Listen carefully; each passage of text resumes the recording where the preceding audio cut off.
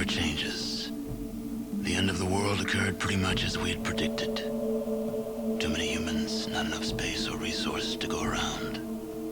The details are trivial and pointless. The reasons, as always, purely human ones. The Earth was nearly wiped clean of life. A great cleansing, an atomic spark struck by human hands, quickly raged out of control.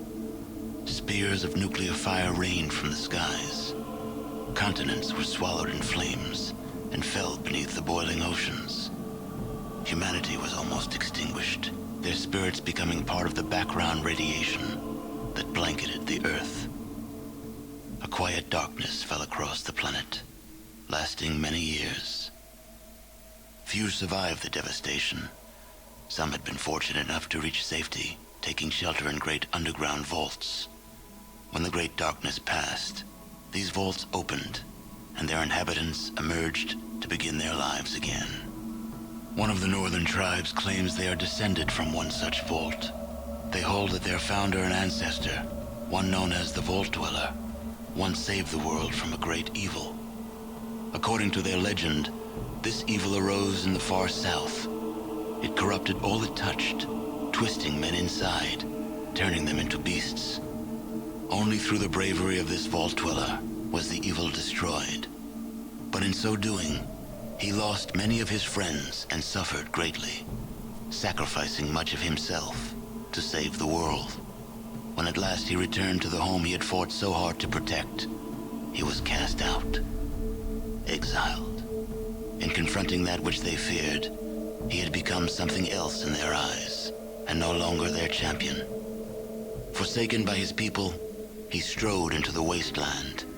He traveled far to the north, until he came to the Great Canyons. There he founded a small village, Arroyo, where he lived out the rest of his years. And so, for a generation since its founding, Arroyo has lived in peace, its canyons sheltering it from the outside world. It is home. Your home. But the scars left by the war have not yet healed, and the Earth has not forgotten. Because war never changes. Hey guys, so I wanted to play this game a little bit.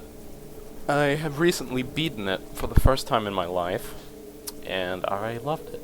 I just have to check some settings. We're going to be playing on pretty easy. I might raise the difficulty if we start kicking ass, but it's pretty hard.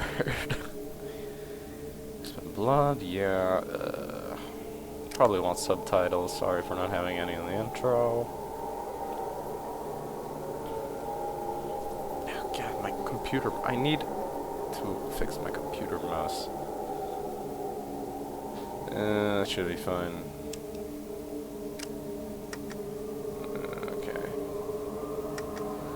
Okay. So, we're gonna create a character. I don't know, we'll be like 20. So, first of all, we are gonna just...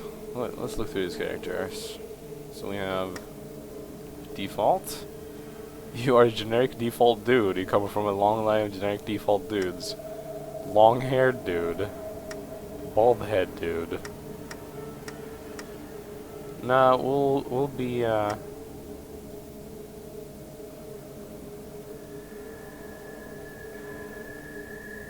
we'll be default dude. Okay. So, this character creation is a bit different from more modern Fallout games, but we'll go over everything. First of all, you got all of these. Strength, obviously, very good for melee characters. You get a bit of, like, you'll get some melee damage and carry weight and stuff. Very good. Perception, pretty much your sequence, so, you know, if you get to attack before enemies and stuff. And, your accuracy at range. Endurance, pretty much every single resistance will give you health and stuff. It's good. But it's pretty bad at 5 right now. Charisma, pretty much prices and how many followers you can have. Intelligence, skill points you gain every time you level up, and dialogue stuff. Agility, armor class, AP. AP is the most valuable thing in this game. It's basically the amount of actions you're allowed to do per round, per turn, because this is a turn-based game. AP and agility is the best stat. Then you have luck, it's crit chance, very good too. There's also optional traits. A lot of these have either, like some of these are extremely good, some of these are extremely bad. Like I hate Jinx. It has some good uses, but it's pretty bad. And then there's some stuff like Skilled. It's awful. Because in this game, you get a perk every 3 levels, but if you take Skilled, you get a perk every 4 levels. Do you know how many perks you lose out on if you take that? God, so many.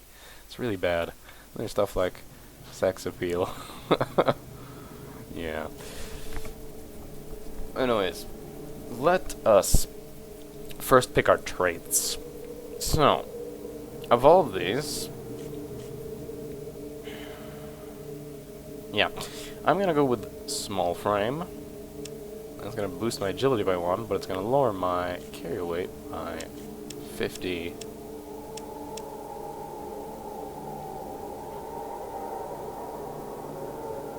Actually, I'm thinking, yeah, I'm gonna do that. Then, Gifted. Gifted lowers all our stats by 10%, makes us receive 5 less skill points every level, but we get +1 to every special. Now, Endurance. I'll be good with 4. Here's a thing to think over. Some of these stats are only good on, fuck. I'm so bad at talking right now.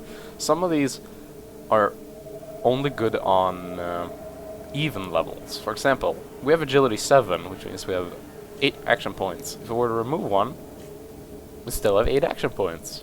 I mean, we lost an armor class, but armor class isn't that much, like, you don't need to care about it that much because armor will give us so much anyways. If we were to take this from 7 to 8, we have 9 now. If we were to put this to 9, we still have 9. Agility is only good on even levels. There's a couple other stats that are only good at even levels.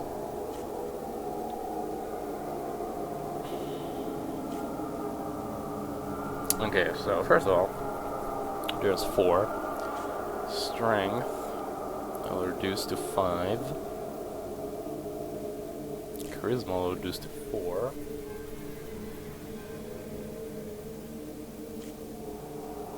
Agility 10.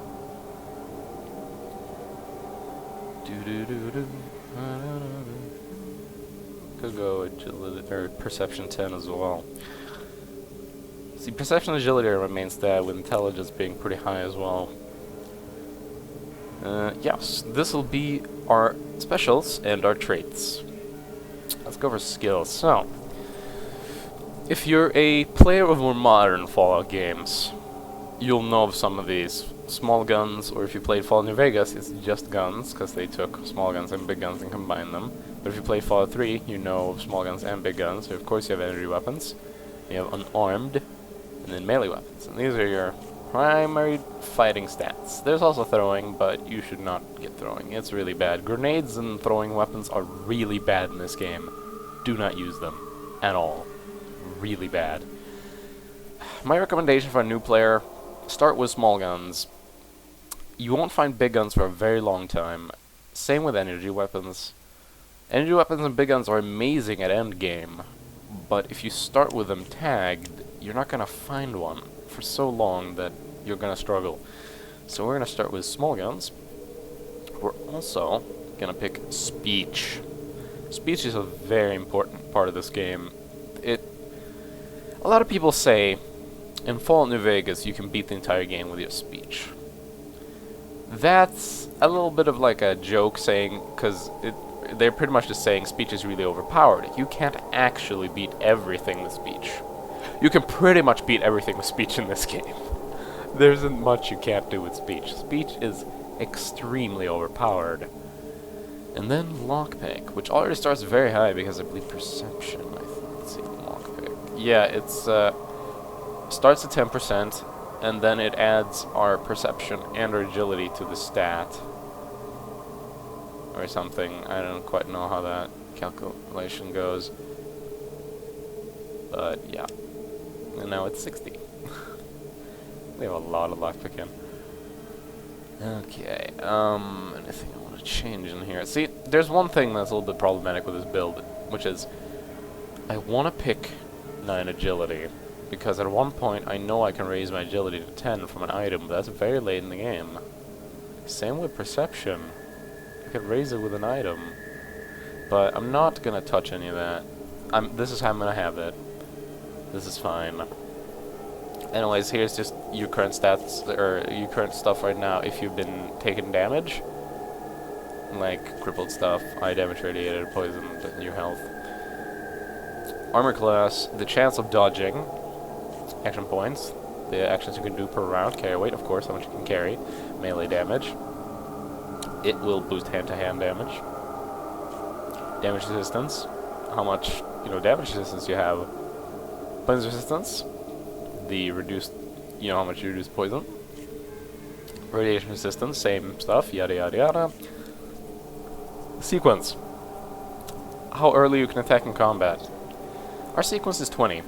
That's extremely high. That's because of all our damn perception. All our damn perception's doing that. I don't think agility does anything to it, I don't know. We'll pretty much attack first, all the time. Healing rate, how fast you heal after combat and stuff, not really too important. And crit chance, pretty important. But our thing about our luck is it's 6, but we're gonna get it to 8 at a certain point in the game. So, this is fine. If we were to lower one of our stats right now, like charisma to 2, I would have put it into luck, because then we would have 8 luck, and then later we could get 10. But this is fine. This is fine.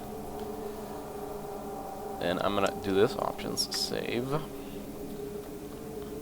LP. This is just a, if I ever want to make a new character, I can just go BAM, load, and then I can load a character, and I'll have this already finished. Yeah, let's begin. Come in, Chosen One. There are things you must know. The village is dying. The signs are everywhere. Withering crops. Dying Brahmin.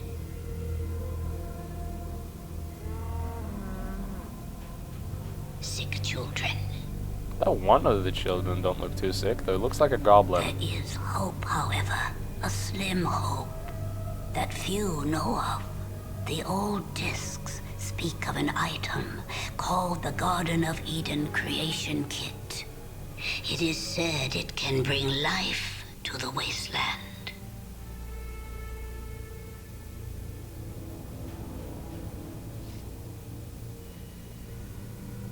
This will be your quest, if you prove yourself worthy.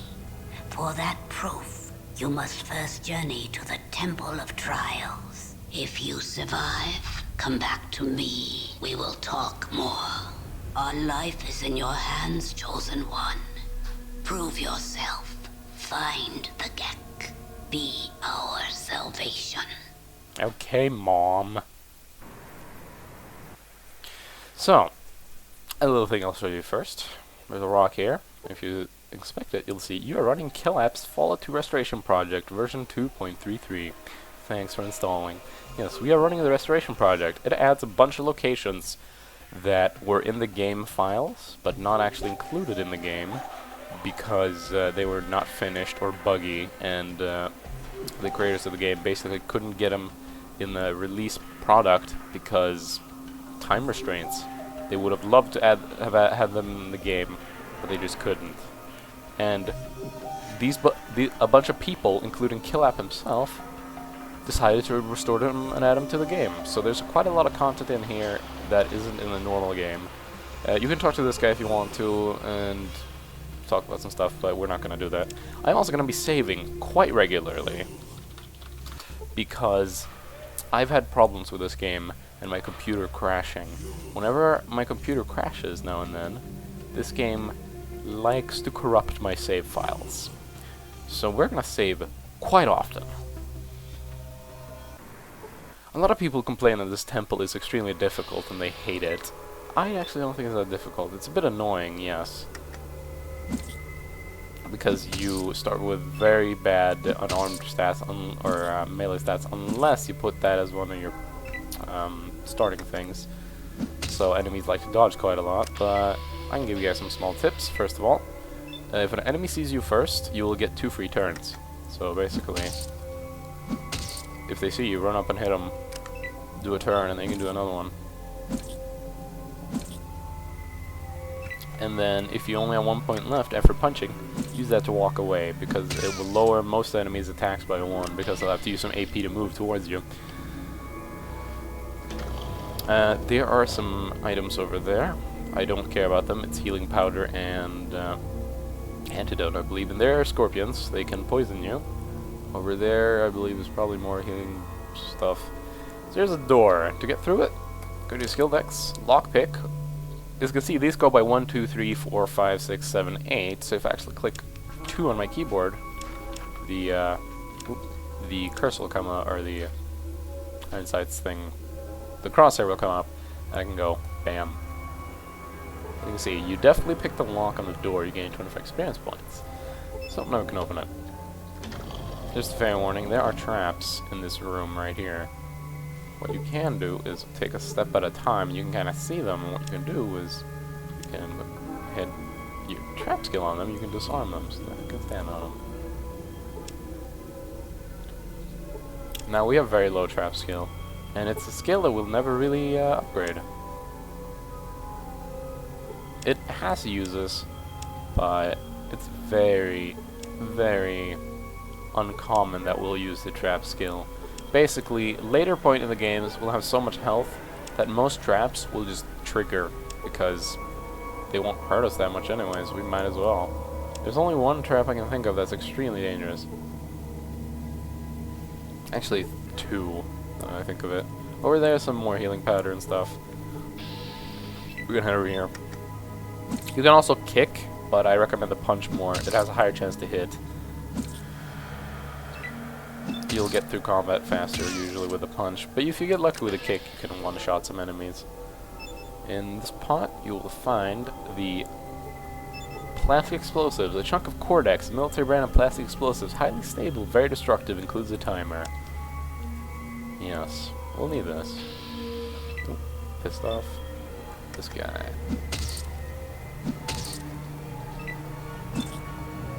You can also do aimed attacks, but I wouldn't recommend it at this level right now, unless you have 95% chance to hit. If you have 95% chance to hit, use aimed attacks instead.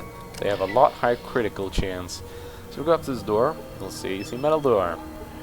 Old worn door looks like it could be destroyed with a well-placed explosive. Did I not take the fort? I thought I took it.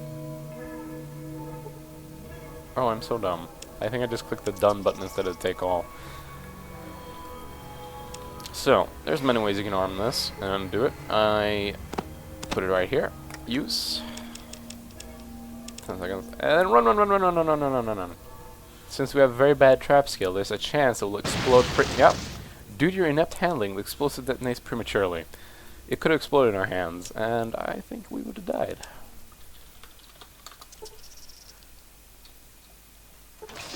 Oh, there was a trap right there that shot at us, but it missed.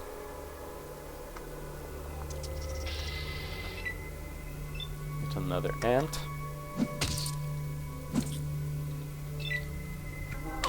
Ow. Weird, that ant had a higher sequence than me. What an ass. Pretty much, the reason why we usually get 2 rounds is because we have such a high sequence. Which they get to start off the initiation round, and then we get the counter round, and then since we have higher higher sequence, we get the follow-up round. They would get the same thing if we attacked first. They would get 2 rounds in a row, I believe. I don't quite remember. But usually enemies will attack you first. we've taken a little bit of damage, and I'll show you guys how to counteract that. So, there are 2 stats in here that can heal you. Doctor and First Aid. You might wonder, Doctor or First Aid, which one do we go for? First Aid can be trained in the game with books, so you should not put any skill points in it. Doctor, you can put some skill points in it if you want to. Doctor is better than First Aid, but First Aid has a higher chance of it being used. However, First Aid does not heal crippling. So if we're going to use it on this, 5 for First Aid, 6 for Doctor. So we're going to use 5 for First Aid on ourselves. Let's see, we failed to do any healing. Failed to do any healing. There we go, we healed 3 hit points. We're now back at full. There's a chest with nothing in it.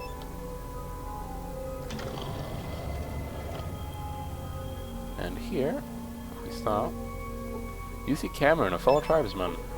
You see a young man with bulging muscles and a very confident air about him. He looks unhurt. Greetings, DD50. I have the honor of being your final challenge. To continue in your quest, you must defeat me in unarmed combat. Shall we begin? I've got some questions for you first. What would you like to know? Why do we have to fight?